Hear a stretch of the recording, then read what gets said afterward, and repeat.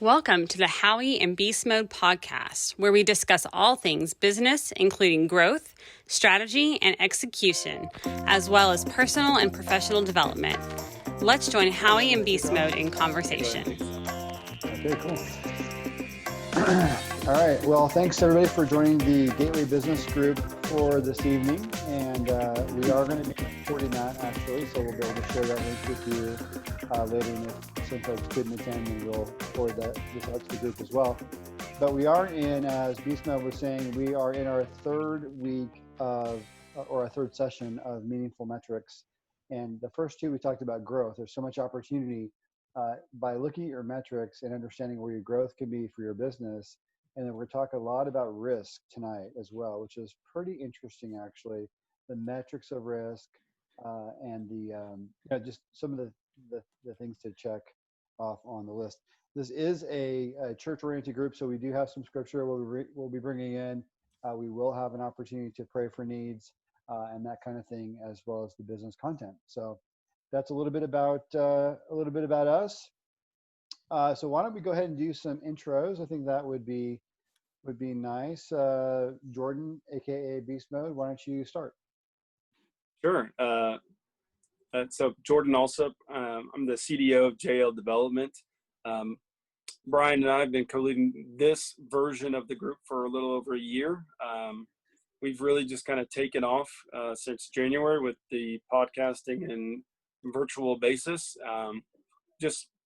We feel called to really just kind of share what God's been giving us and, what we've learned through our crisis and struggles and just what we walk through on a daily. And so, and honestly, Howie and I have fought for a little while to get, we've had several women reach out. So Michelle, you're actually the first one to join us virtually. So we want to thank you for that. We've actually had several women, a lot of women actually reach out trying to be a part of the group. And so we were able to get that officially changed over a few months back. So it's really, really awesome. Cool. Yeah, it used to be a men's group. And the reason why is Gateway, essentially, I had the idea to start a business-oriented support group and sharing and teaching group and collaboration group. And the department that took me was the men's department. So it's not that there was ever any reason to have it just be kind of verticalized like that. It's just that was the sort of the department of the church that took a risk on me with that. And then when Jordan joined the group and then started co-leading it, he said, we have some demand, and I'm like, hey, I'm all for it. And so he set up the meeting, and we were able to get this converted just a few months ago. So yeah, and then unfortunately the virus hit and everything became virtual. So. Michelle, why don't you give us a brief introduction, then we'll do Dustin and get right to content. Michelle Jenkins. I do work full-time for an insurance company and have for about 25 years, but my husband and I, we own two businesses. We own Utah Safe Outlet, which we sell gun safes and vault doors. And then we also have a manufacturer where we build vault doors. So the reason this caught my eye is I'm in another program which is helping build surplus growth business. Awesome. And so this kind of sounded like it would coincide with that program that I'm kind of just finishing up with. Cool. Where are you located at? Our business is located in Bountiful, Utah. Oh, wow. Okay. Awesome. Well, that's great. Thank you for jumping on. Hopefully we speak directly to your business tonight. That's what I'm hoping. For sure. Dustin, real quick. Hi, I'm Dustin Wallace. Been with the group, I think it's been about 8 months, maybe almost a year now. Been working in the automotive industry about 16 years. Started as an automotive technician and now work in the claims division for a extended warranty company. We're in about over 600 different dealerships, so we handle the authorization processes of the claims. And I'm currently in the process right now of working on possible safety division within the corporation now, or they're expanding. So I'm currently in the process interviewing with management right now. So looking to do OSHA compliance within our division and also in the dealerships that we're in across the nation. So once again, we're in about 600 dealerships and definitely expanding. So that's the next big thing for me right now. I've got two younger daughters, and they drive me nuts, but they're lovely, as Jordan and Brian know. But wife stays home most of the time. She's a stay-at-home mom, also works part-time at our church, and has a little business of her own. So that's me. Very cool. It's a side hustle world for sure. Michelle's side hustles are really impressive because they're pretty, I mean, like a full-time insurance job and these safe businesses. So that's pretty cool. I'm very busy. Yeah, it's impressive. So I'm Brian Howard, AKA Howie. Basically what I do is I'm a kind of a sales management type person right now. I'm between jobs. I was affected by a COVID-19 related riff 2 weeks ago tomorrow, I guess. And so that's really difficult. So I'm starting the wonderful job search for a sales leadership position during a pandemic and national riots. So that's good stuff. But I'll be okay, and I'm definitely, I'm thankful actually for the time that I had at the company. I was able to make a lot of changes. So I just got smarter, and they got better, and it's fine. But I'm between jobs right now. So Jordan, why don't you, if you don't mind, I sent you the Word document, but let's change up the order. Can you read the 7 risk management metrics? Yes. Over that? Yeah, I got it. All right. So whenever we want to talk about risk metrics, we didn't want to get into the nitty-gritty statistics. So we really just wanted to introduce, from our perspective, the different areas of risk and really how we can focus on that. And so we found a great article. It's by 10-6, and so I just want to be able to give them the credit for it. It's called 7 Risk Managed Metrics, and the first metric is to realize that there's always risk. And so to be able to identify the fact that there's risk in everything that we're doing and that not to be oblivious, even if it's a slam dunk, great idea, everybody's on board, there's still risk involved. So that's first order of business. The second order is the number of risks that actually occurred. So I should be tracking the fact that I'm projecting risk out there. I'm looking at a situation, even though I'm projecting positivity, I need to assess where are potential areas that could have risk, then follow it up with the number of areas that actually risk occurred. Where did I actually have some of these metrics come into play? The third one is the number of risk that occurred more than once. Maybe there was an area where I projected, hey, we might come across some downturn here, or maybe there's a potential bottleneck here, but maybe I only projected it one time. Where did multiple things happen so that I can project that for the future? Risk number 4 is risk severity. Did I project a risk to be minimal? In actuality, it turned into be a very significant risk. That's something to be duly noted, and that's something that we need to look forward for. Maybe it's the next quarter, maybe it's for the next rollout phase. Number 5 is the risks that weren't identified. What happened in this course of this rollout, in the course of this new product line, or whatever it is that we have? What is it that I didn't foresee coming, and I need to identify it? Again, all this rolls back to our previous risk where we talked about lead risk or growth risk and how we need to be capturing this data, which is really the metrics portion of this. We need to be capturing this so that we can come back and revisit it. Number 6 is the cost of risk management. There's 2 topics here. They don't talk about it, but I'm going to talk about it. The first one is the cost of doing the risk assessment in advance. It's going to take me a little bit of time. Maybe it takes a full day of assessing risk prior to a rollout to make sure, hey, I've got my ducks in a row, I've got my T's crossed, okay? But then at the end of the line, I should do a risk assessment to see, did what I allot for, did it account for the productivity on the back end? Did I alleviate any risk beforehand, or did everything that I thought would happen, did it still happen? Why is that?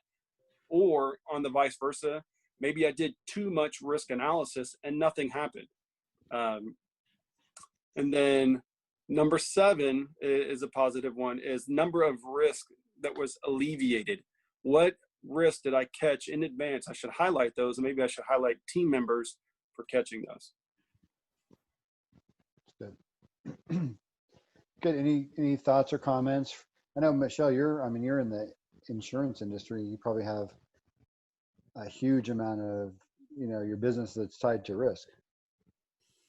Yes, we do. And right now it's kind of changed because of what the dynamics of what's kind of going on. So claims are down, premiums are down. And so it's quite a different shift. So here where I'm at, we have a 52% market share. So we're pretty strong in the area, in the state, but believe it or not, our other states, we are actually growing. So it's kind of been a unique, different past few months for the insurance industry.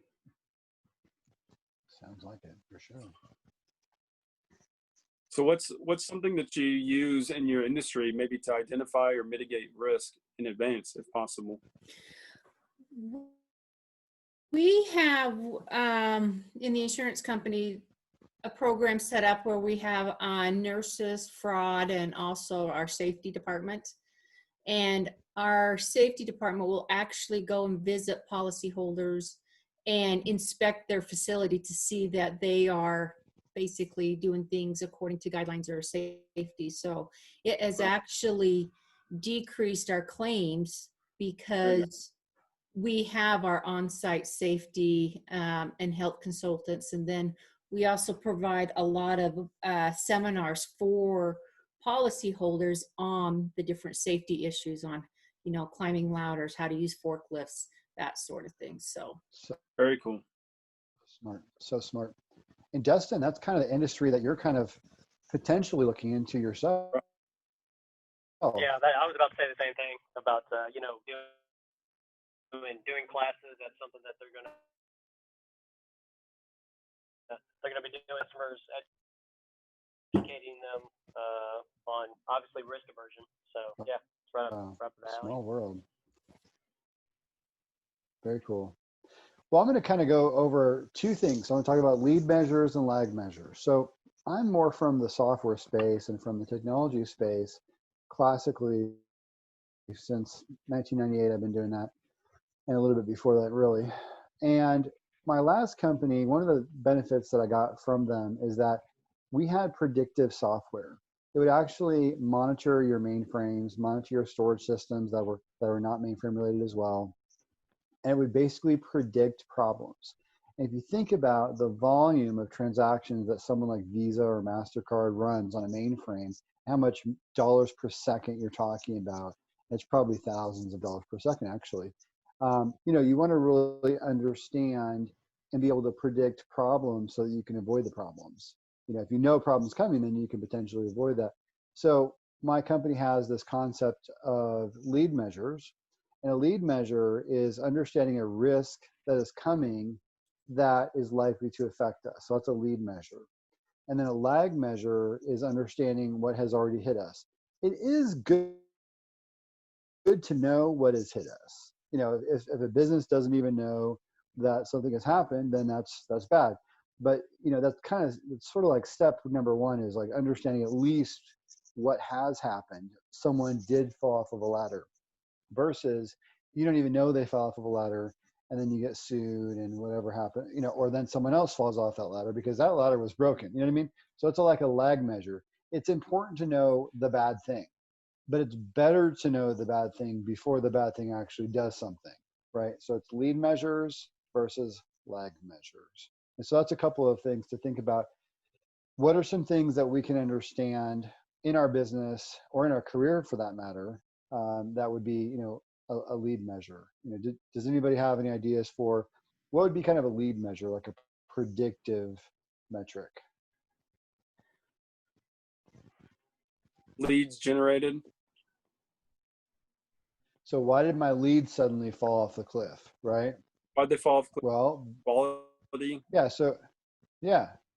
So that's a great one. My leads I used to get 7 leads an hour or 7 leads a day. Now I'm getting 1 per day.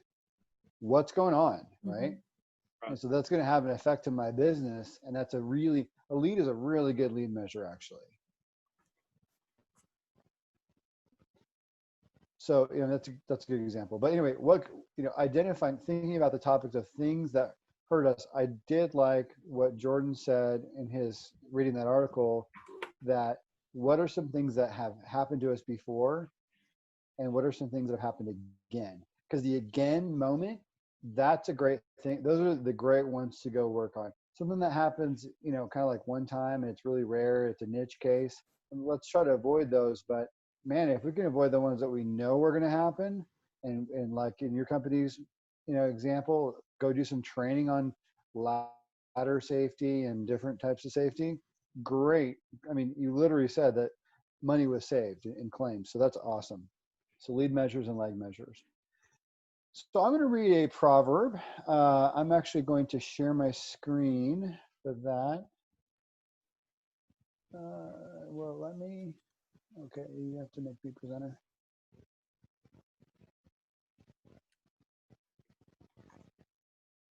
Okay, I still need to be presenter. Yeah, sorry That's about good. that. There you go. Also, do you want to record? It should be already. Okay. Yep. Good.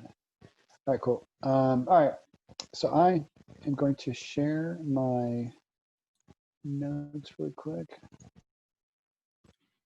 Okay. All right. So a couple, it's actually pretty interesting. I need to get this out of my way, all the pictures. Okay, good. Okay, there we go. Okay, so Proverbs 14:15 says, the simple believes every word, but the prudent considers well his steps. So the idea there is that, people sometimes brush things under the carpet, right? And that may not be okay. If we're too busy to understand feedback that we're getting from our teams, and or if our teams are too afraid to tell us the bad hair, I think that's pretty clear. But does anybody have any comments on that or thoughts on that?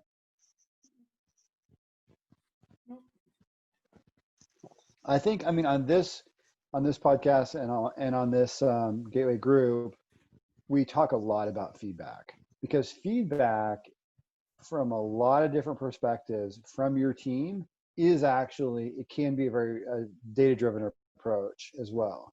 So you want to listen to feedback, but as much as we can have grounded, verified data, the better. So anyway, consider our steps well, and don't just believe every word that we hear. The next thing I'm going to read is Proverbs 27:12. A prudent man foresees evil and hides himself. The simple pass on and are punished. So the prudent man basically is looking for lead measures of things that are going to happen, like evil things, whatever that might be, right? Someone falling off a ladder, that's pretty evil. That could be wheelchair, that could be death, that could be tragic. I worked in a recycling plant. I got a metal shard in my eye, and I even had safety glasses on, right? I got to go to the hospital. I cost the company a few $100, right? I cost them half of a shift as well. Maybe I even had a day off. I don't remember. It's too long now. But yeah, absolutely. We need to understand and foresee, and this is what we talked about with lead measures, foreseeing evil and understanding what are the causes of evil. This is not just about moral evil. I really take this context as being, evil, that, bad things that can happen to us. And that could be a personal thing too, personal or from a business perspective. And then Jordan is going to read us a little bit longer story about Nehemiah, one of his favorites, and kind of tie that into risk assessment as well.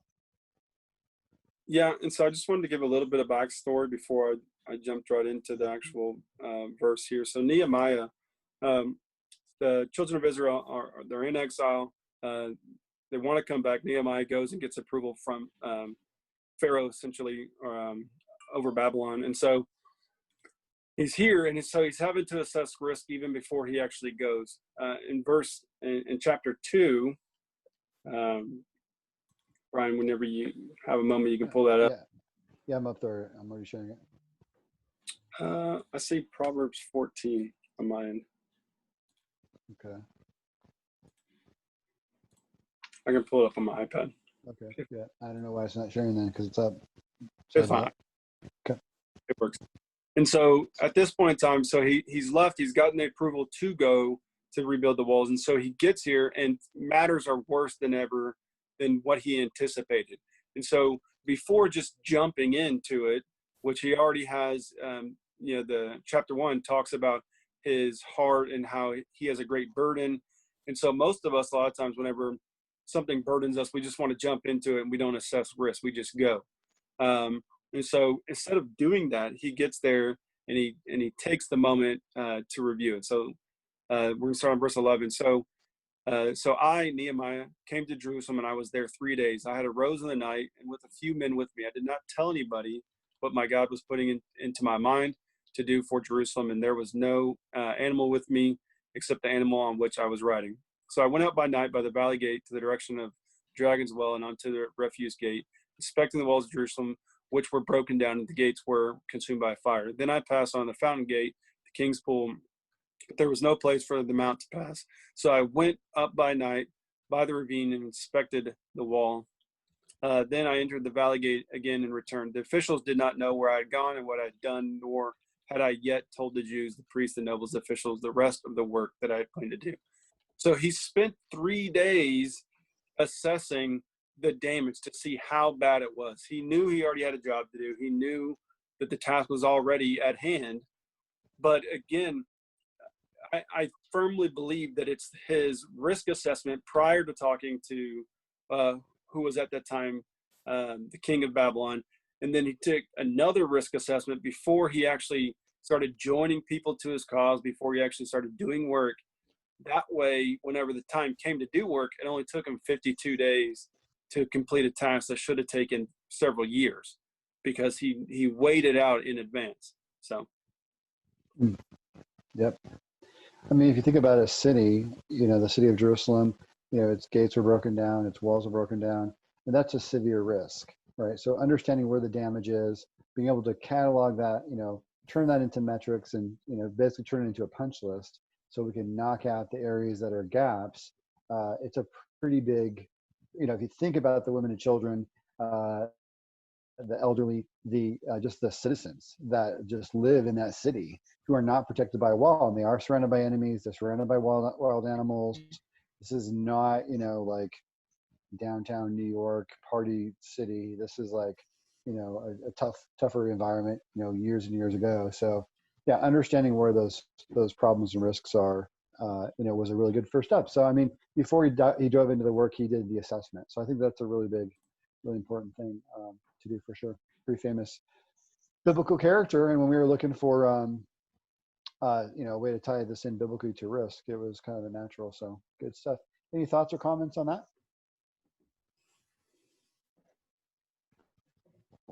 Okay.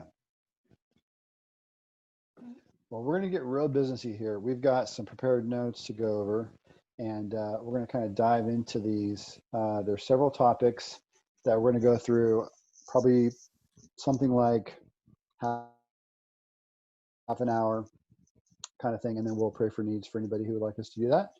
But the first topic that we thought would be really important when you're running your business, and Michelle's business, actually her side hustle business, or both of them, honestly, they're in existence because of risk. Think about safes, think about vault doors, things of that nature.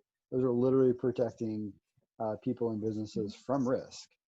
So you're super tied into this already. The first topic that we're going to bring up tonight is about cybersecurity. So this is really important from a personal perspective and from a business perspective. So I'm going to give you guys a quick personal story. So back in, let's just say 2010, because it was somewhere around there, my wife and I's Bank of America account was hacked to the tune of $4,000.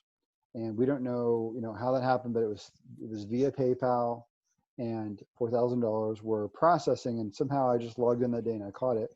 And I called PayPal. PayPal was not going to cover it because they had done it. They were hacking the account through an ACH, basically hitting my actual account number with a routing number and all that stuff. And it wasn't through the Visa symbol card, right? They said, well, we don't really protect you. It's just protected by if it's Visa, MasterCard symbol, that kind of thing. I was like, well, thanks for nothing. So make sure you're aware of that. But, that's an example. So I caught somehow I caught it in just enough time that Bank of America reversed it, and it saved me $4,000. But I've been hacked 2 or 3 other times. Recently, one of my primary checking account debit cards has been hacked twice, and I've had to have it replaced. The bank did take care of those because it was Visa symbol, related. But cybersecurity is something that gets pretty personal pretty fast. So I think, from a cyber perspective, there's a lot that, if you think about it, your biggest attack surface and your biggest thing to secure when it comes to cybersecurity is your email. Because whatever you click on, the intent is with a phishing attack, especially, that's spelled phishing. With a phishing attack, the objective is to get you to click on something because that's going to activate a script, which you'll download to your computer, and then they have access to your computer now because you clicked on it and you basically gave it permission to operate. A few years ago, my wife was clicking on a supposedly a Bank of America email, and it was like, you have been compromised. Please click here to reset your password. And it was a mock-up that looked, we've all had this. I mean, I'm not unique. But it, and I was in the other room working or something, and I just made this, this still cracks me up. I just made this comment like, do you believe this? And she was like, what? I was like, this Bank of America phishing attack. She's like, what? I just clicked on that. and she had put our password in and everything. And I was like, so we quickly logged in and changed the password. But if you hover over that email address and over those links, it'll show you what the actual destination is. So cybersecurity is a really big area to protect your business and to protect your personal life. One of the things that Jamie and I did do recently, call it 6 months ago as well, because we've had so much cyber activity, is we actually froze our credit bureaus, all 3 credit bureaus, for just her and me. We haven't done the kids yet. Probably should. But we have frozen those. Now it makes it harder. We went to go lease the car and it was like, oh shoot, we're frozen. Let me go home and fix that or whatever. So it's a little bit of a pain when you want to open up a new account, but we have the credit cards that we really need. So we froze our credit and now we are literally unhackable. You cannot open an account in our name and sort of like spoof that it's us, right? So that's a really, really good thing to consider doing. So credit freezes, email security, obviously antivirus, those are all areas, those are all attack surfaces. Antivirus is nice because it's sort of continuous. And so it's always scanning, always protecting it, and it actually cleans as well. It doesn't just alert. But cybersecurity is a really big area to be thinking of. What else would you guys add when it comes to business or personal cybersecurity risk? What else would you guys add to that? I would say, like, even your Facebook, you're getting more and more on Facebook, where I actually had this happen once where I have a friend and we got another request. We've all had that same picture. So I replied to the message and the conversation was going to try this guy, give him a call. He does wonders. He's great. He's awesome. And then I says, well, do you trust him? And she says, oh, yes. I trust him. He is a word of God. And those words, I'm like, he's a word of God. I'm like, okay, that doesn't sound like her. That sounds from more of a southern area. Yeah. So I'm like, and he wanted me to send me all this information, like applying for a loan through email or through text. So I called her and nope, she'd been hacked. She did have some people fill out that text information and sent it and got hooked. Wow. So sorry to hear that. Yeah, I wasn't aware people were using Facebook in that way. That's a really good add to the group. Yeah. Wow. I've seen a lot of it. Just got another one the other day. So if I get a friend request, even though I was friends, I don't message them. I call them and say, did you just send another one? And chances are they've been hacked. Wow. Yeah. That's crazy. Wow, that's bad news. Dustin, any thoughts on cybersecurity for business or personal? Not really. Other than I don't typically use Facebook that much, other than just friends and family. Keep my circles pretty tight. I would suggest, obviously, keeping a personal account and then a business account separate Okay. too. That would probably help a whole lot to keep your different social media accounts separate. But yeah, other than that, it's really the only thing I can think of. Jordan, any experiences you've had or any thoughts in general? Yeah, actually, I'm a part of the Irving Loss Claims for Rotary chapter here in DFW, and we actually had the Irving schools, the Irving School District, their head of cybersecurity actually came on to speak with us a couple of weeks ago, and he was talking a lot about so many free options out there for password protection, for even just like little wallets that protect your individual apps or platforms that you're on. And he was just saying that it's just a shame that most people don't know that. And so I don't remember all of them off the top of my head. I will say that I can put that link to his presentation. That way, if anybody wanted to go back and see that, because he probably listed out 5 or 6 different things that are 100% free that you can get that'll protect just kind of your day-to-day life, including like online banking, things like that. So That's good. Lots of different ways to experience risk. We talked a little bit about physical security. So I think, physical security, we talked about that a little bit from a OSHA/safety standpoint. Obviously, physical security also can be, intrusions, workplace invasions. There is a lot of, and that's a sad thing to even have to bring up, to be honest. But it's a consideration to, so does anybody have any thoughts or tips on sort of the, managing, the physical security aspect of business or personal is fine. Managing, say that again? So yeah, just what are some considerations for us to sort of improve our risk around physical security? Oh,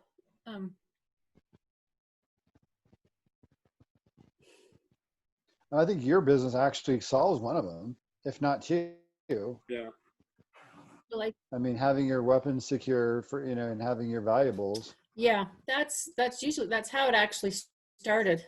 The Oh, industry wow. is the safe industry actually started here in Utah, where a gentleman, his son was shot by a weapon, and he worked in a steel, I don't know if it was Geneva Steel or what, but he worked in a steel company and decided to buy a box or build a steel box to lock him in, and people started becoming interested in it, and now there's about a handful, about 10 different manufacturer companies who build this. But that's why we got into it. Is my husband was in law enforcement, and he used to be the one that do the death notifications. So he'd go knock on the doors telling, yeah, sorry, your loved one was shot and killed and won't be coming home. And he hated that part, and so we decided to get into the safe industry so they can lock them up.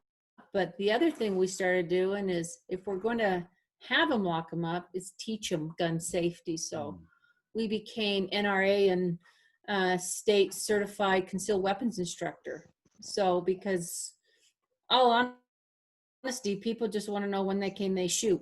That's not how it works. You just can't shoot somebody just because they're on your property. There's consequences, but educating them. And so that kind of what we did to tie the two together, but it's a lot of it's awareness. You can go buy a handgun or whatnot, but if you don't know the rules and laws where it goes from one state to another state and you cross the borders, it's a whole new different game, whether it's state or federal regulations that you violated. And so I think awareness in any of the important thing is educating them. Another thing we do is not one safe is the same as another safe. You know, there's different things as welds. Is it a continuous weld? Is it a tack weld? Black and white difference, you know, whether it will survive in a fire or not. So education, I think, is probably the key and one of the most important things we can do. So you guys are making a difference as well as having a business. That's a neat, you know, harmony for sure. We're trying. It's great. So from a data security standpoint, this is something that's kind of near and dear to my heart. I've actually, this Saturday will be 4 weeks that I've been backing up to the cloud, my personal data. So I've been married for 21 years. So we've got photos going back to like 98, 99, something like that, I would say, and videos prominently after that. And then certainly when Maddie was born, August 2001, I mean, our video exploded. So I've got like terabytes, like I've got probably 3 or 4 terabytes of video and pictures. And so what do you do to protect that? I mean, that's very hard. If you think about it, as to a business,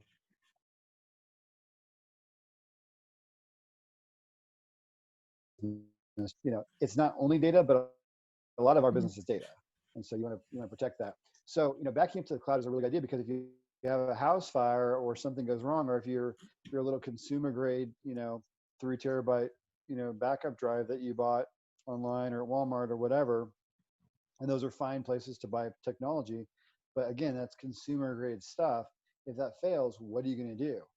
Well, let me tell you a little story about what you get to do, because I got to do this. So I had I don't know, let's say it was a 1 terabyte drive, something like that, fail. And in Dallas is one of the nation's top data restoration companies. And I spent over $1,000 and several weeks of work for them to recover my family videos. And you could have said it was $5,000.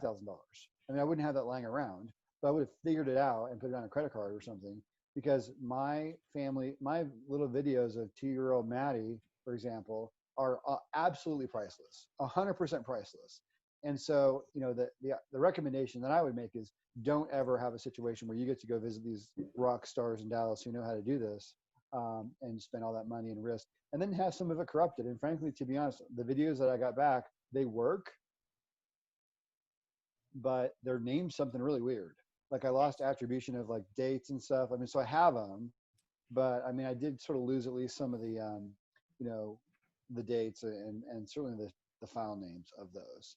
So I'm currently using Amazon backup, and it was like, I think for a 3 terabyte plan, it was like 100 and something, I can't remember, 150 or, I mean, it was kind of a lot because I did a bigger plan. But I'm currently, in fact, if you're in my office right now, you could hear it still churning away, and it's past 3 terabytes of backup, backing up to the cloud now. But they don't charge for photos, so that's why I'm able to sort of like overuse that account. But I got about 4 or 5 weeks of time of backing up to the cloud, but then it's safe because Amazon has multiple backups of that, and it's run in professional data centers because they run, you know, major accounts. For example, Netflix runs on Amazon, runs on their cloud. So that's what. So and then I have a local backup copy too, and then I even have another backup copy to an earlier service that is called iDrive, and it's way cheaper, but you can't use the pictures. It's just a cold backup. So it's like, you know, I would have to ask them to send me some burned Blu-ray discs or a drive or something to get my data back. But the point is, this is a really big pain, and I'm worried for businesses. The reason why I wanted to talk about data today as part of the risk conversation, and I know I'm taking up too much time, but it's because I've suffered a lot through this.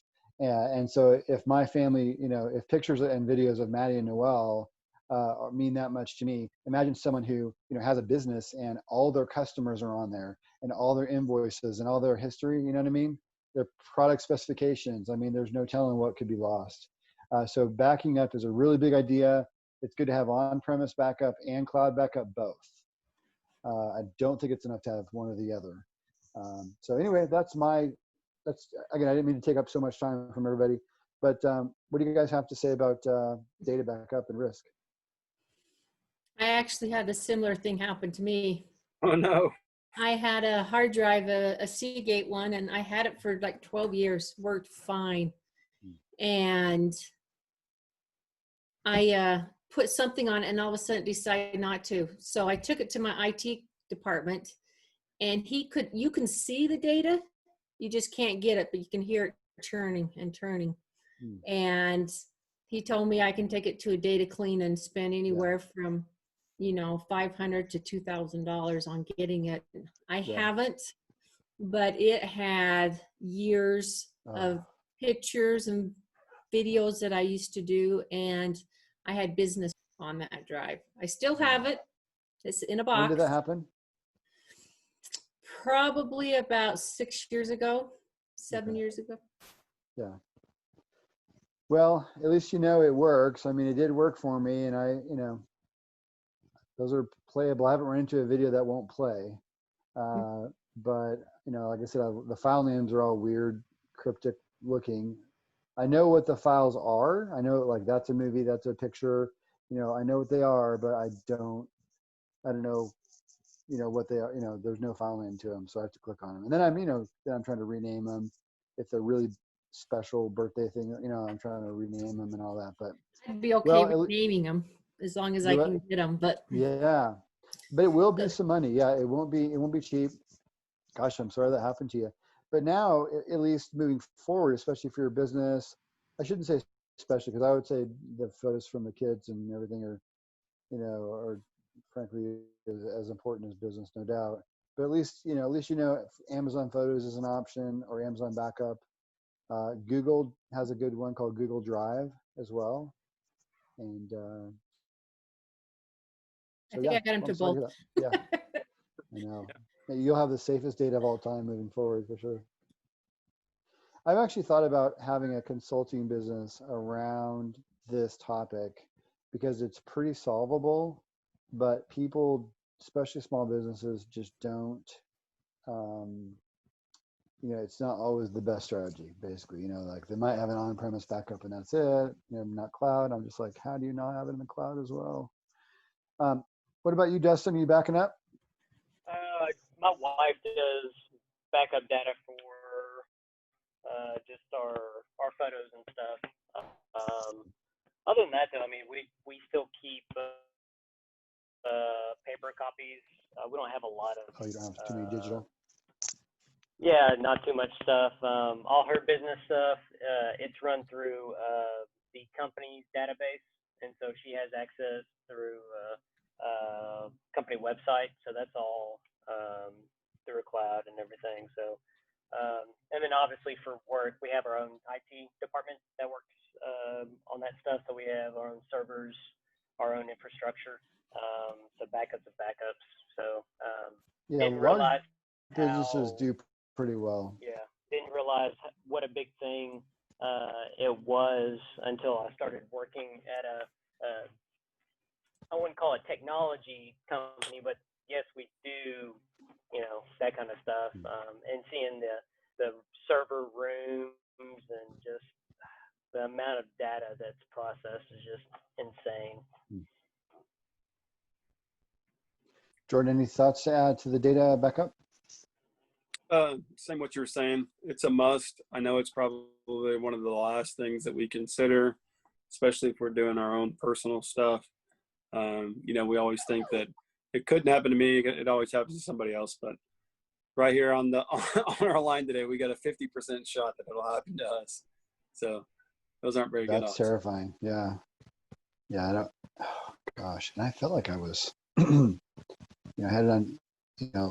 Michelle was saying I had it on some hardcore drives, like some quality name brand stuff, but just didn't It might have been Seagate too, actually. Next thing is kind of a little bit more, this one is not personal at all. This is definitely around the business only. And it's something that is close to Jordan's heart, close to Beastmode's heart. So I'll let him kind of cover this. Yeah, so it's the risk of marketing, messaging, and branding. And really it's the risk of not doing those. So if we choose to not deal with social media, that's a risk that your business is very likely to be antiquated very quickly. The risk of not marketing, if you're trying to do referrals only, if we're trying to do certain aspects of your business and not getting your name out there, the risk of that is astronomical.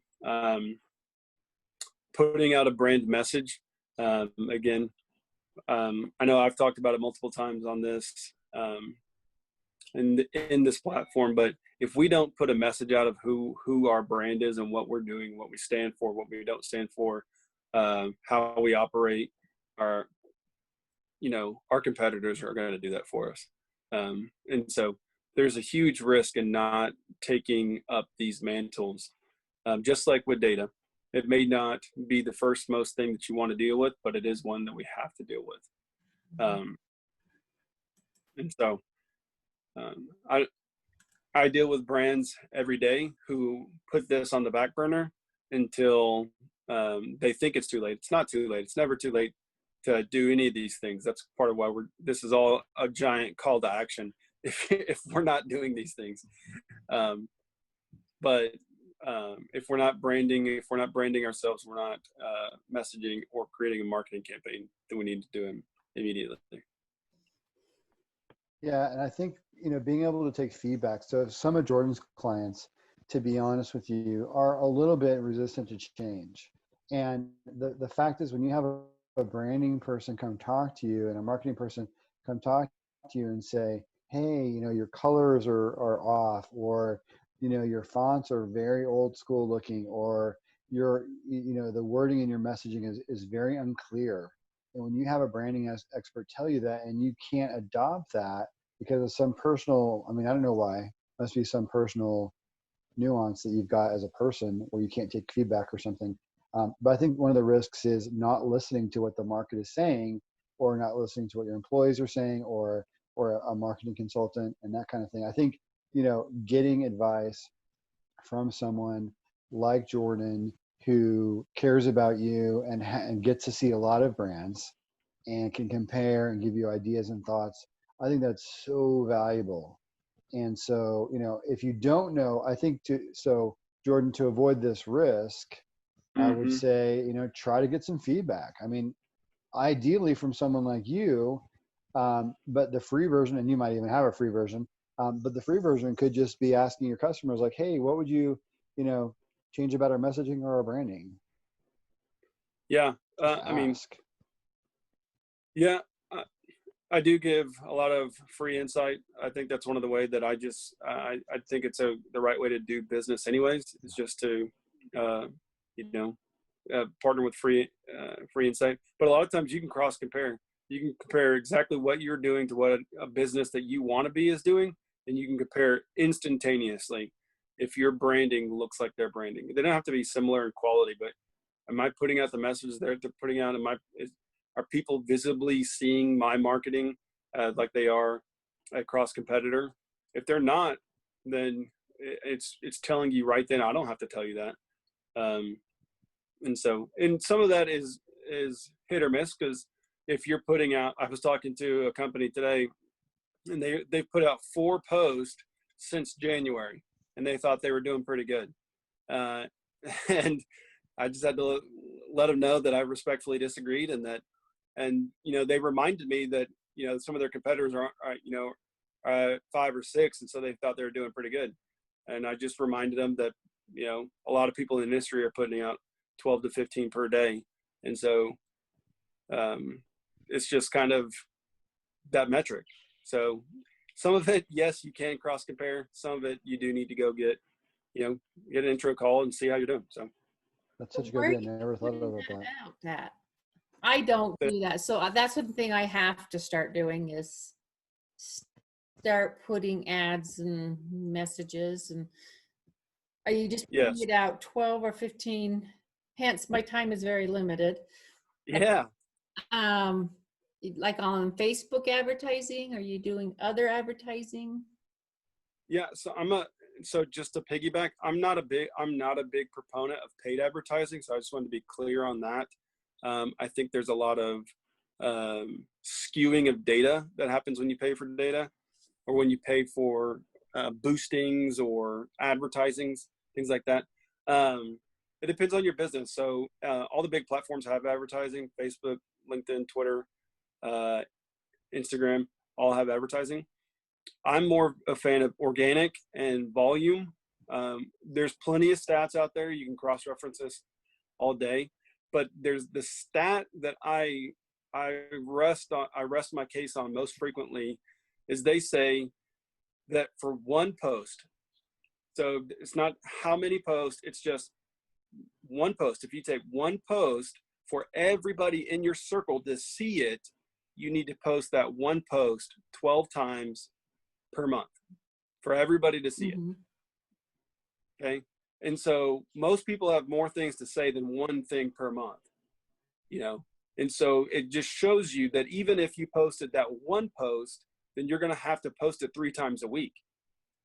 Now, most people have a lot more to say than that, because they have a call to action. They have a transition call to action, meaning, so it's saying, hey, buy our product now. And then once you buy our product, this is how you're going to use it. That's a transition call to action. It kind of alleviates the stress of if you have a volume-based deal, like software, or I'm assuming these safe doors aren't, $9.95. I'm assuming they cost a little bit.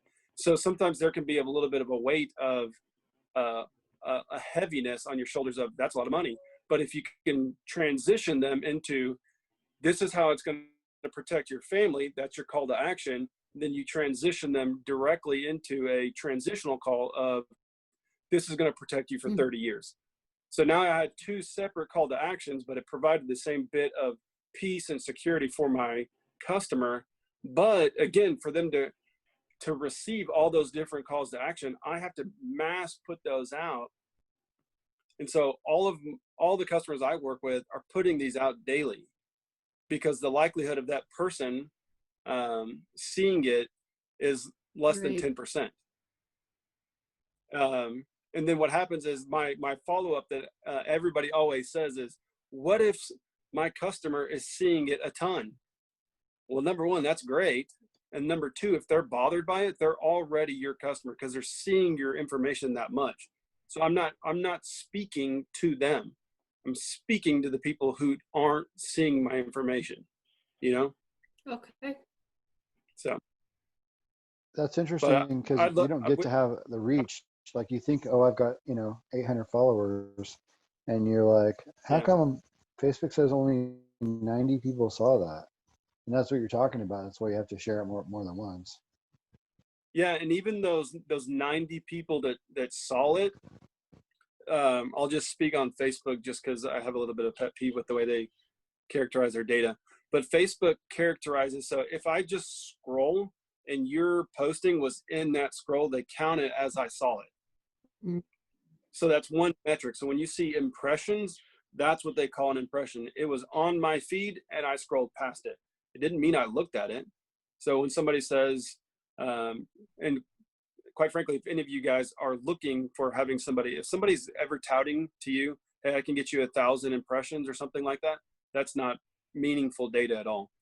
Because it doesn't mean that 1,000 people saw your information. It just means that it was on 1,000 people's feeds, but they could have scrolled right past it. So you're looking for engagements or reactions, obviously likes, clicks, shares, that information. So which is, again, why you volume. If you put it in somebody's face enough, eventually they're going to want to click on it, especially if you're speaking directly to who they are. So Okay. Good. That probably took much time, but sorry about that. No, I thought it was for you, it was a passion, and since it was a topic, it was good to go into. I think competitive threats we talked about a little bit, but what do you want to add to that, Jordan? Again, part of that is if we're not we talked about a little bit last week in our podcast that if we don't speak to our customers or speak directly to how we can benefit, then our customers are going to come in and take that opportunity. So the opportunity that we spoke about last week is if I have the ability to, and we use an example of a yard maintenance. So if I have the ability to cut your grass, but then I also have the ability to cut your trees, if I don't tell you that I can cut your trees, then my competitor is going to come in and tell you I'm going to cut your trees. And you know what? He's going to tell you I can cut your grass too.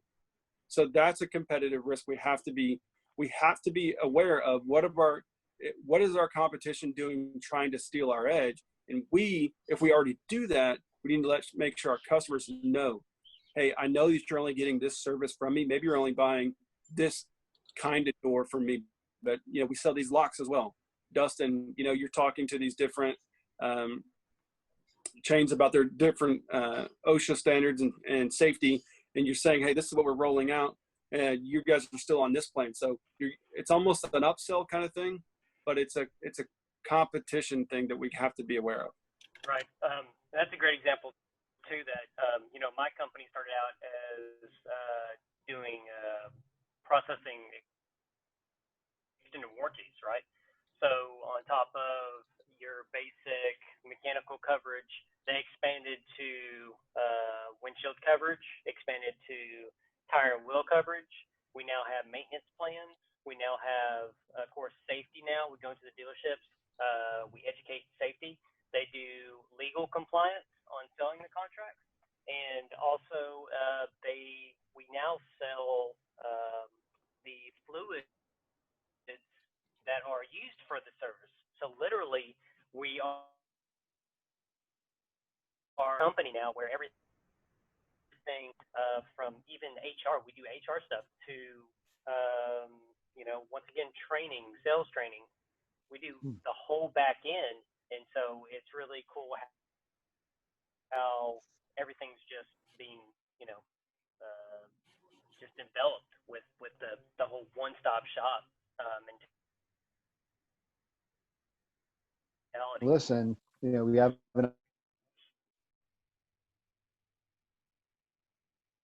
and so we're going to add the training component. And so and do you guys charge for that, by the way? The No. training piece? Okay. Mm-hmm. Okay. And that's fine for you. That might be more of so it's kind of a giving back, that's a great thing. And also too, the aspect that you're using of doing that as a giving back, almost like a ministry sort of feel to it, that actually could be a lead generation for you as well. True. We do have a lot of companies that has been with us for many years, but they'll have other agencies that will come in because we're not the cheapest. We're not. And we've been around for 104 years now. Really? 1917, so it might be a little more than that. So okay, cool. When we started the first workers' compensation, and a lot of times they'll be enticed with the cheaper premiums depending on their situation, but the quality of service that we provide and that they've had, most of the time they'll end up coming back because of the services and the whole other part of the package that we offer. Most insurance companies do not. I think it's so cool.